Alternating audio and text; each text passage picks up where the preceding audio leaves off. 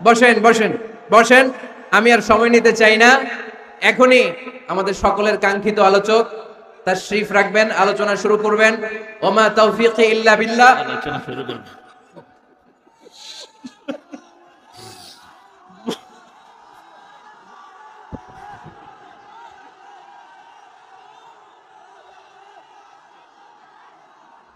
আল্লাহ আমারে মাফ করবে কিনা।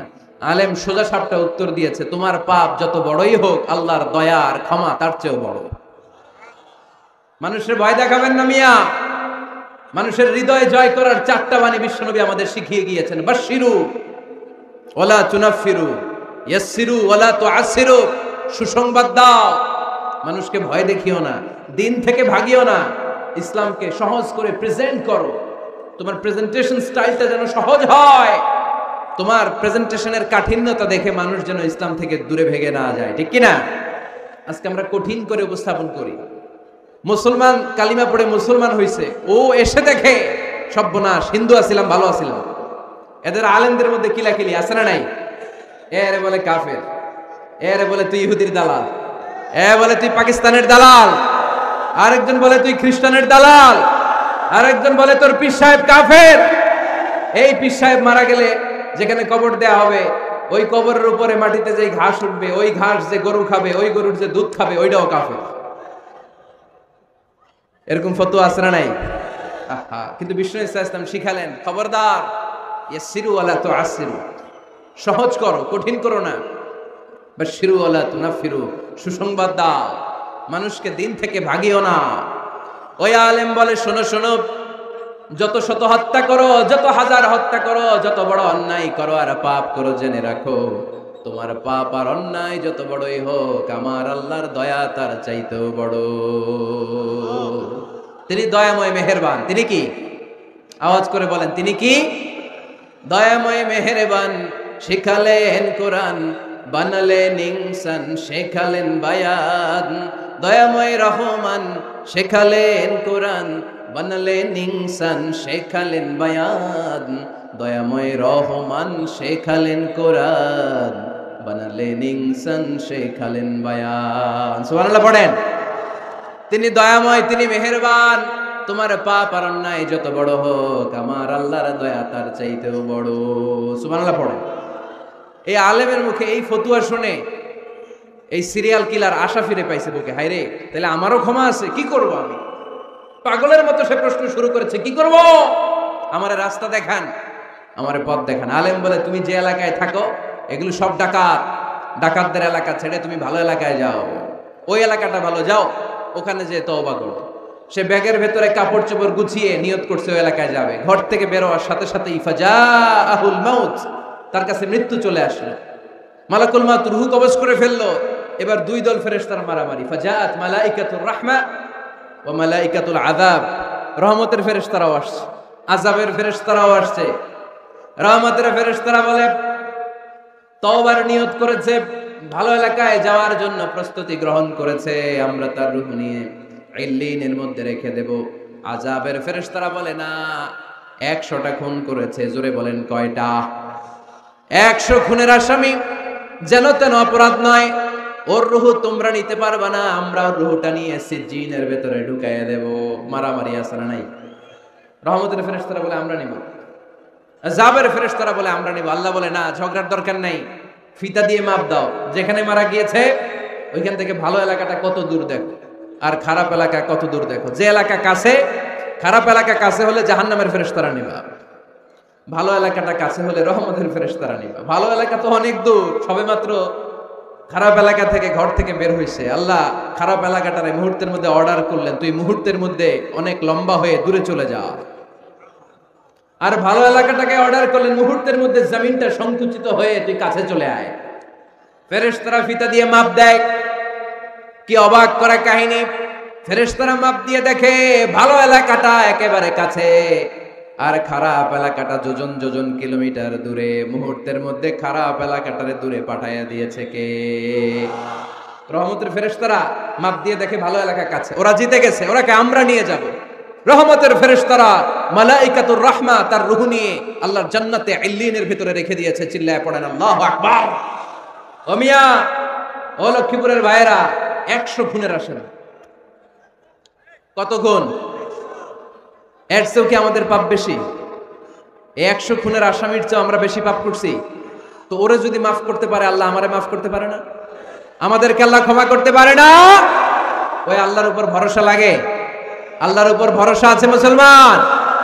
এজন্য সোজা সাতটা কথা, আমরা আল্লাহর দয়ার ভিখারি, আমরা আল্লাহর কাছে দয়া চাই। মান্নু কিসা উযিবা, আল্লাহর হাবিব সাল্লাল্লাহু আলাইহি ওয়াসাল্লাম বললেন, আল্লাহ তাআলা যার হিসাব নিকাশ নিবে, যার হিসাব নিবে তারে আল্লাহ সাইজ করে ফেলবে। আল্লাহ যদি বলে, এই মিথ্যা বললি কেন, খাদ্যে ভেজাল দিলি কেন, যৌতুকের জন্য বউ পিটাইলি কেন, ওজনে কম দিলি কেন, মাছে ফরমালিন দিলি কেন, ক্যাসিনোর ব্যবসা করলি কেন, মানুষের দুর্ভোগ বাড়ানোর জন্য পেঁয়াজের দাম বাড়াইলি কেন, একটার পর একটা ইস্যু যদি আল্লাহ তোলে আর ধরে, কেন কেন যদি জিজ্ঞেস করে, আমাদের উত্তর দেওয়ার কোনো ভাষা আছে?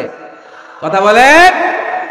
এজন্য আল্লাহর কাছে আমরা কামনা করি, আল্লাহ ওই কিয়ামতের দিন আমাদের বিচার বসিও না, মিজানের পাল্লায় ওজন দেওয়ার দরকার নাই, আমরা শুধু তোমার কাছ থেকে দয়া চাই।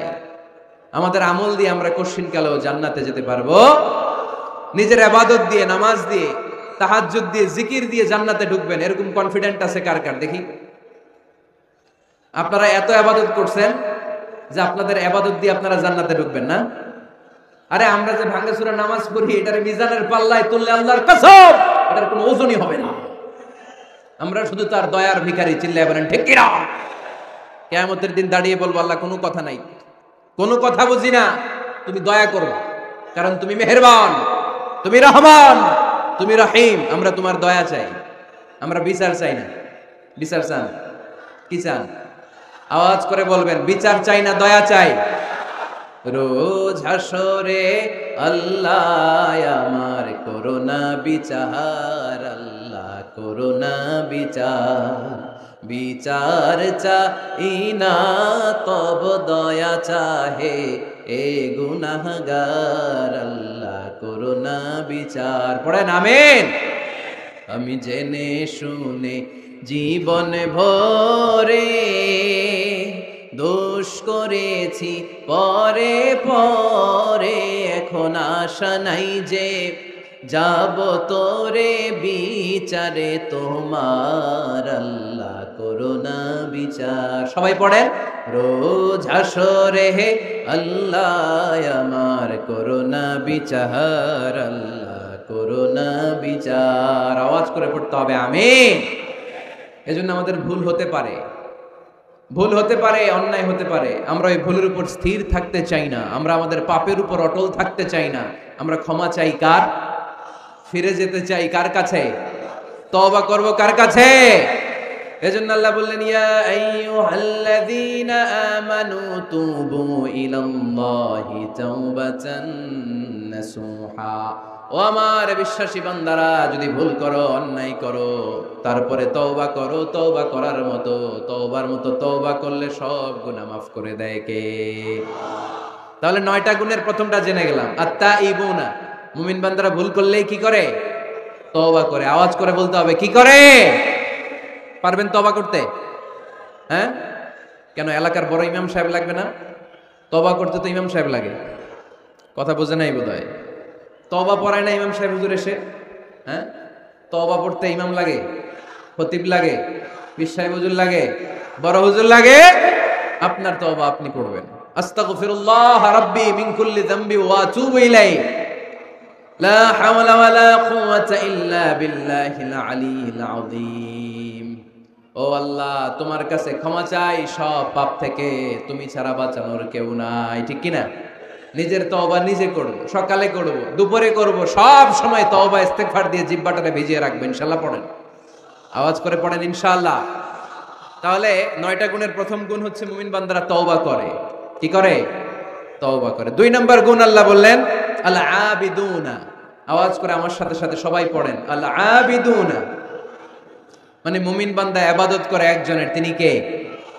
ওমা খালাকাতুল জিন্না ওয়াল ইনসা ইল্লা লিয়াবুদুন। আল্লাহ বললেন, আমি জিন জাতি আর মানব জাতি সবাইকে সৃষ্টি করেছি শুধু আমার ইবাদতের জন্য। কার ইবাদত? সেজদা দিবেন কারে? না কিছু দিবেন আল্লাহরে, কিছু দিবেন মাজারে? মাজার নাই লক্ষ্মীপুরে? হ্যাঁ, ওদিকে দিবেন নাকি? মাজারে সেজদা দেওয়া যায়? সেজদা দিতে হয় একজনকে, চিল্লায় বলে মুসলমান তিনি কে? জিন জাতি, মানব জাতি, জিনকাইন্ড এন্ড ম্যানকাইন্ড, এই দুই জাতিকে আল্লাহ সৃষ্টি করেছেন শুধুমাত্র কেবলমাত্র আল্লাহ তাআলার ইবাদতের জন্য। কুল ইন্না সলাতি ওয়া নুসুকি ওয়া মাহইয়ায়া ওয়া মামাতি লিল্লাহি রাব্বিল আলামিন। নবী হে, আপনি দ্ব্যর্থহীন কণ্ঠে ঘোষণা দিন, আল্লাহ, আমার সালাত, আমার নামাজ, আমার হজ, আমার জীবন, আমার মরণ সব একজনের জন্য। তিনি কে? ইবাদতে ভাগ বসানো যাবে? সেজদা দেওয়ার ক্ষেত্রে ভাগ বসানো যাবে? জিকিরের মধ্যে ভাগ বসানো যাবে না। ইবাদত করতে হয় শুধুমাত্র আল্লাহ। এই দুনিয়ার বুকে যত নবী এসেছেন সব নবীদের দাওয়াতি মিশন ছিল একটাই, আনি ইবুদুল্লাহ, ইবাদত করব একজনের, তিনি কে? ইয়া কওমি ইবুদুল্লাহ মা লাকুম মিন ইলাহিন গায়রু আফালা তাত্তাকুন। ও আমার কওমের লোকেরা, এক আল্লাহর ইবাদত করো, আল্লাহ ছাড়া অন্য কারো কাছে মাথা নত করো না। সব নবীর দাওয়াতি মিশন এটাকে বানিয়ে দিয়েছে কে? সব নবীর এটাই কথা ছিল। হাজার হাজার মূর্তির পূজা রেখে দিয়ে এক আল্লাহর ইবাদতের জন্য নবীরা এসেছেন, ঠিক কিনা? পৃথিবীতে কখনো এমন কি হয়েছে এক নবী এসে বলছে আল্লাহ এক, আরেক নবী এসে বলছে না আল্লাহ দুই তিনজন হইতে পারে? বলছে? আচ্ছা, কোন নবী এসে বলছে আখিরাত আছে, the day of judgment and the day of accountability, জবাবদিহিতার দিন, সেদিন সবাইকে পাই টু পাই জবাব দিতে হবে আল্লাহর সুপ্রিম কোর্টের কাঠগড়ায়, আখিরাত বলে একটা কথা আছে। কিন্তু আরেক নবী এসে বলছে না আখিরাত নাও থাকতে পারে, এরকম বলছে? তার মানে নবীদের কথার মধ্যে কোনো গড়মিল নাই, অমিল নাই, সব নবীর দাওয়াতি মিশন একটা, চিল্লায় বলেন ঠিক কিনা? কিন্তু কবিদের কথার মধ্যে অমিল আছে না নাই? দার্শনিকদের কথায় অমিল খুঁজে পাওয়া যায় কি যায় না? এক দার্শনিক এসে বললেন মানুষ হচ্ছে পেট সর্বস্ব জীব, মানে মানুষের পেটের সমস্যা বড় সমস্যা, পেটে খেলে পিঠে সয়, পেট ঠান্ডা তো দুনিয়া ঠান্ডা। আরেক দার্শনিক এসে বলে না, মানুষ হচ্ছে সেক্স সর্বস্ব জীব, যৌন সমস্যা সবচেয়ে বড় সমস্যা, এই সমস্যার সমাধান হইলে সব শেষ, সব ঠিকঠাক। আরেক দার্শনিক এসে বলে আরে না, মানুষ তো মানুষই না, মানুষ হলো বান্দর। মানুষ আসছে, এই বিবর্তনবাদের থিওরি দিচ্ছে Charles Darwin, Robert Charles Darwin এসে বলে সময়ের বিবর্তনে কালের আবর্তনে বানরগুলো মানুষ হয়ে গেছে, আগে ছিল বানর, তারপর আস্তে আস্তে হয়েছে মানুষ। তার মানে এই যে বেশি দার্শনিকদের কথা, বেশি কবিদের রেফারেন্স আনলাম না, শুধু তিনজন দার্শনিকের কথা আপনাদের সামনে উপস্থাপন করলাম। একটার কথার সাথে আরেকটার কথার কোনো মিল আছে? কথা বলেন। কিন্তু পৃথিবীর কোন নবীদের কথার সাথে অন্য কোন নবীর কথার কোনো অমিল খুঁজে পাওয়া যায়? কোন নবী বলছে আল্লাহ এক, আরেকজন এসে বলছে দুই, এরকম বলছে কেউ? এজন্য সব নবী দুনিয়ার বুকে এসেছেন এক আল্লাহর ইবাদতের জন্য। সবাই মিলে যেন আমরা রহমানের পায়ে সেজদায় লুটিয়ে পড়ি, এজন্যই দুনিয়াতে পয়গম্বর পাঠিয়েছে কে? আল আবিদুন ফালিয়াবুদু রাব্ব হাযাল বাইত, এই কাবা ঘরের রব আল্লাহর ইবাদত করো। আমরা বললাম আল্লাহ, আমরা যদি তোমার ইবাদত করি কি লাভ আমাদের এই দুনিয়ার বুকে, কি আমরা পাবো? আল্লাহ বললেন আল্লাযী আত'আমাহুম মিন জু'ইন ওয়া আমানাহুম মিন খাউফ। আল্লাহ বললেন এক আল্লাহর, আমি এক আল্লাহর ইবাদত যদি দুনিয়ার বুকে তোমরা করো, দুইটা জিনিস পাবা। ক্ষুধার সময় আমি তোমাদেরকে রিজিকের ব্যবস্থা করে দেব, ভয়ের সময় তোমাদেরকে নিরাপত্তা দিয়ে দেব। সুবহানাল্লাহ পড়েন। এখানে বিশৃঙ্খলা আর একটু বেড়ে গেছে বোধহয়, না? বাড়লো কেন? হ্যাঁ, প্যান্ডেলটা আরো ডবল করা দরকার ছিল। প্যান্ডেলের ভেতরে কথা শুনতে এই বাংলাদেশের লোকজন যতটা স্বাচ্ছন্দ্য বোধ করে, বাইরে তারা চায় না, এজন্য পেছনে দাঁড়াতে চায় না। দেখবেন সব ভিড় এই ডান দিকে, আর এই যে আল্লাহর ওলিরা, এই যে এখন খুশি হয়ে গেছে আল্লাহর ওলি বলাতে। এগুলো দুষ্টের শিরোমণি। 1 ঘন্টা ঝামেলা দিছে আমারে, ডিস্টার্ব করছে না, এখন ঠান্ডা হয়েছে, ঠিক আছে? এই ছেলেরা, এই হ্যাঁ, এদিকে দাঙ্গা পুলিশের দরকার ছিল, নাইলে এদেরকে সোজা করা যাবে না। এতবার বলার পরও বিশৃঙ্খলা, ভেরি ব্যাড, ভেরি ব্যাড, খুব খারাপ। তারেক ভাই এসে যদি এই পরিস্থিতি দেখে, তোমরা রহমতের পরিবর্তে গজব পাবা, বদদোয়া নিয়ে যাবা। খবরদার, একজন আলোচক যখন কথা বলে তার আলোচনার একটা ফ্লো থাকে, পয়েন্টের আলোকে, point by point, point after point সে কথা বলে। তো বারবার যদি আলোচককে এরকম থামায় দেওয়া হয়, আলোচক কি বলবে এগুলো সব হারায় যায়, ঠিক কিনা? এতে লস শ্রোতাদের, আমার কোনো লস নাই। এই এই ছেলেরা, এই আমি দেখতেছি তোমাদেরকে, এই যে আওয়াজ হবে না, আওয়াজ হবে না, হ্যাঁ ধাক্কাধাক্কি করো, আওয়াজ ছাড়া আওয়াজ হবে না, কোনো আওয়াজ নাই। তাহলে মুমিন বান্দা যদি আল্লাহর ইবাদত করে, আমরা আল্লাহর জিজ্ঞেস করলাম, আল্লাহ তোমার ইবাদত করলে আমগো কি লাভ? আল্লাহ বললেন দুইটা জিনিস পাবি, ক্ষুধার সময় রিজিক পাবি, ভয়ের সময় নিরাপত্তা পাবি। আল্লাহু আকবার। আমরা যখন ক্ষুধার্ত থাকি, আমাদেরকে তখন রিজিক দেয় কে? এই যে আমরা খাবার খাই, এগুলোর ব্যবস্থা করে কে? নাকি আমাদের দেশের খাদ্যমন্ত্রী, মাননীয় প্রধানমন্ত্রী, না ডোনাল্ড ট্রাম্প? আমাদেরকে রিজিক দেয় কে? দিও তৃষ্ণা পেলে ঠান্ডা পানি, ক্ষুধা পেলে লবণ ভাত। আল্লাহ এই গরিবের শোনো শোনো মুনাজাত, আল্লাহ এই গরিবের শোনো শোনো মুনাজাত, আল্লাহ এই গরিবের। আওয়াজ করে বলেন আমিন। ক্ষুধার সময় রিজিক পাবা, ভীতির সময় আশ্রয় পাবা, নিরাপত্তা পাবা। আমাদের নিরাপত্তা দেয় কে? আমাদের জীবনের নিরাপত্তা দেয় কে? নাকি পুলিশ ভাইয়েরা, নাকি র্যাবের ভাইয়েরা, নাকি বডিগার্ড? নিরাপত্তা দেওয়ার মালিক একজন, তিনি কে? দেখবেন বডিগার্ডের মাঝখান দিয়েও মন্ত্রীর গায়ে গুলি লাগে, এমপির মাথায় গুলি লাগে, নেতার বুকের ভেতরে গুলি লাগে, আছে না নাই? বডিগার্ড কি করবে? বডিগার্ডের ধরলে বডিগার্ড বলে, আমি তো বডিগার্ড, এই যে বডি আছে, বডি নিয়ে যাও, আমি তো রুহু গার্ড না। রুহু গার্ড একজন, চিল্লায় বলো মুসলমান, তিনি কে? তাহলে মুমিন বান্দাদের 2 নম্বর গুণ আল আবিদুনা। মুমিন বান্দা ইবাদত করে কার খুশির জন্য? লক্ষ্মীপুরের ভাইয়েরা, আমরা ইবাদতটাকে অনেকে কনসাইজ করে ফেলেছি, একেবারে কনসাইজ। আমরা মনে করি কোরআন তেলাওয়াত, জিকির করা, নফল রোজা রাখা, নামাজ পড়া এগুলাই ইবাদত। আসলে শুধু এগুলাই ইবাদত না। আল্লাহর আদেশ মানা আর মানবতার কল্যাণ হয় এরকম যত কাজ আপনি করবেন সবগুলোর ইবাদত হিসেবে কবুল করে নিবে কে? এজন্য বিশ্বনবী বলতেন, তাবাসসুমুকা ফি ওয়াজহি আখিকা সাদাকা। তোমার ভাইকে দেখে রাস্তায় যখন তুমি সালাম দিবা, এটারও ইবাদত বানায় দিবে কে? তোমার ভাইকে দেখে যখন তুমি মুখের উপরে মুচকি একটা হাসি দিবা, এটারও ইবাদত হিসেবে কবুল করবে কে? You smile to your brother, it's a charity. তুমি তোমার ভাইয়ের দিকে তাকিয়ে যদি মুচকি হাসো, এটাও সওয়াব, এটাও ইবাদত। সুবহানাল্লাহ পড়েন। আপনারা মুচকি হাসেন তো? হ্যাঁ, মুচকি হাসবেন। হাসতে পয়সা লাগে না? হাসতে পয়সা লাগে? তা হাসেন না কেন? হাসেন তো দেখি, মুচকি হাসেন তো।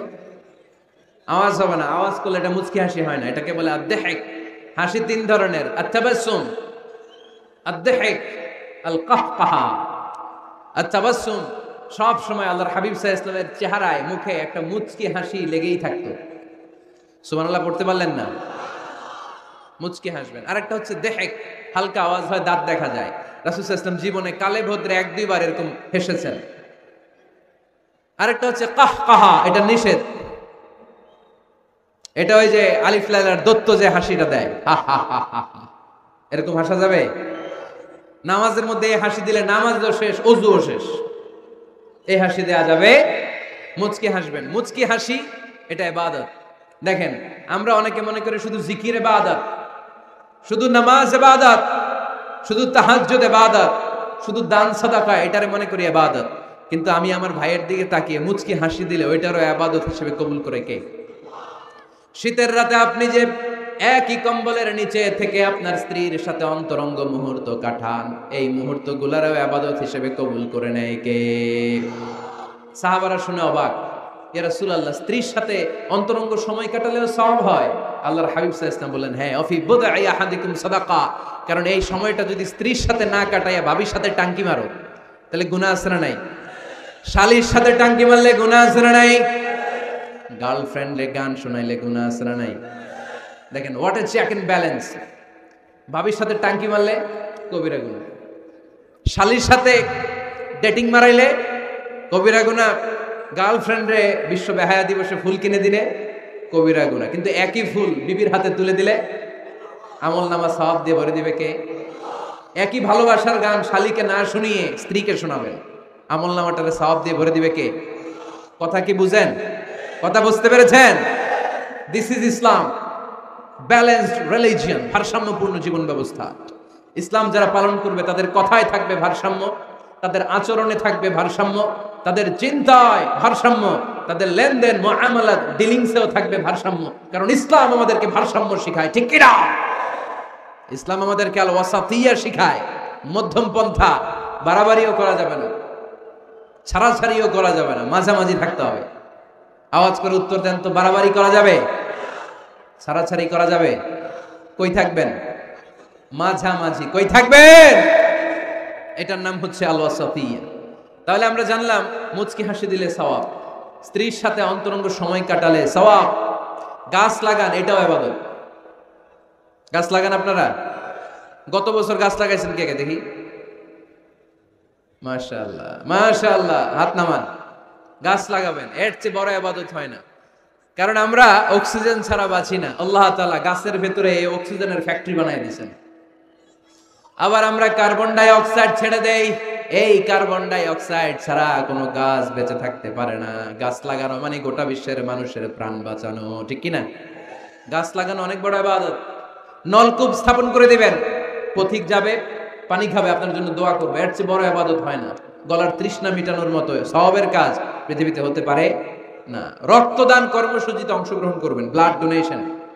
গতকাল আমার প্রোগ্রাম ছিল নোয়াখালী, কোম্পানিগঞ্জ, মুসাপুর, ইদ্রিসিয়া। ছিলা তোমরা? কে কে ছিলেন গতকাল? অনেক ছিল, অনেক। ঠিক আছে, হাত নামান। তো ওখানে ওদের একটা অর্গানাইজেশন আছে, উই ফর ইউ, মানে আমরা সবাই আপনার জন্য, সকলের তরে সকলে আমরা, প্রত্যেকে আমরা পরের তরে। এক ব্যাগ রক্ত কমসে কম কোন ল্যাবে যদি দান করেন, ল্যাবরেটরিতে 4 থেকে 6 জনের প্রাণ বাঁচাতে পারে। 4 জনের জীবন বাঁচায় এক ব্যাগ রক্ত।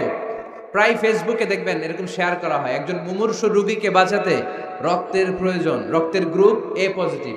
কোন সহৃদয়বান ব্যক্তি থাকলে আপনি রক্ত ডোনেট করতে পারেন। আহা, আপনার এক ব্যাগ রক্তে বেঁচে যাবে 4টা প্রাণ। সুবহানাল্লাহ পড়বেন না? এই যে বেশিরভাগ তো আমি দেখতেছি যুবক, এই যুবকরা প্রতি 4 মাস অন্তর অন্তর, তুমি যদি স্মোকিং না করো, তুমি যদি ড্রাগ অ্যাডিক্টেড না হও, তোমার যদি ভয়ঙ্কর কোনো কন্টাজিয়াস রোগ না থাকে, প্রতি 4 মাস অন্তর অন্তর তুমি ব্লাড ডোনেট করতে পারবা। আর যদি না দাও, তোমার রক্তের সেলগুলো এমনি ভেঙে নষ্ট হয়ে নতুন সেল গড়ে উঠবে। এজন্য প্রতি 4 মাস অন্তর অন্তর প্রাপ্ত বয়স্ক ইয়াং ছেলে যারা আছে তাদের রক্ত দেওয়ার দরকার আছে না নাই? দেয়া যাবে? এই বছর আমরা কমসে কম একবার রক্ত দিব। আজকের এই মাহফিল থেকে নিয়ত করতে চাই, কে কে আছে হাত তুলে, আমাকে না আল্লাহরে দেখা।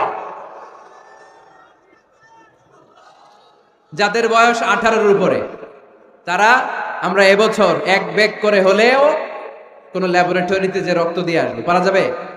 পারা যাবে ইনশাআল্লাহ। পড়ি সবাই। এই রক্তের মধ্যে থাকে শ্বেতকণিকা, লোহিত কণিকা, হিমোগ্লোবিন, প্লাটিলেট, থাকে প্লাজমা। আগুনে পোড়া রোগীকে বাঁচাতে প্লাজমা লাগে। হসপিটালের বার্ন ইউনিটে গেলে দেখবেন কি চিৎকার মারে এরা, এরা কাঁদতে থাকে, ঝলসে যায় এদের দেহ, ওই প্লাজমা ঢুকানো হয়। এজন্য আপনার দেয়া রক্তে বেঁচে যাবে অনেকগুলো প্রাণ। এই যে রক্ত ডোনেট করে আসলেন, এটা সবচেয়ে বড় ইবাদত। সুবহানাল্লাহ নাই? 2 ভাই ঝগড়া লেগেছে, এলাকার 2 মাতব্বর, কেউ কারো চেহারা দেখতে পারে না, কারো ছায়াও মাড়ায় না। ডানে যে বললেন মাতব্বর সাহেব, উনি আপনারে সালাম দিছে, আসলে দেয় নাই। যে বললেন উনি তো আপনারে সালাম দিস, এই মাতব্বর বলবে তাই নাকি? আমার দেখলে আরেক দিক দিয়ে ঘুরে হাঁটে, আমারে সালাম দিছে, তার মানে ভালো হয়ে গেছে।